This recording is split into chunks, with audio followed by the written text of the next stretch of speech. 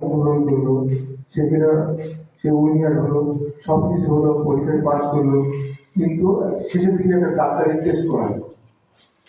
ওই ডাক্তারি টেস্ট করলেই কিন্তু তার চাকরিতে জয়েন করতে পারে।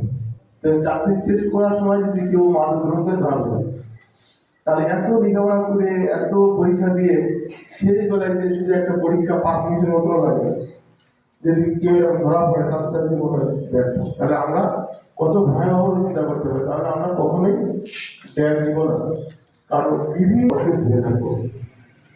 আর সেই জন্যই বলছি যে আমরা একটু শক্তভাবে মনের ভিতরে গেঁথে নিই আমার কথাগুলো, যে একটা স্লোগান বলি, এটা মনের ভিতরে রেখে দেবো।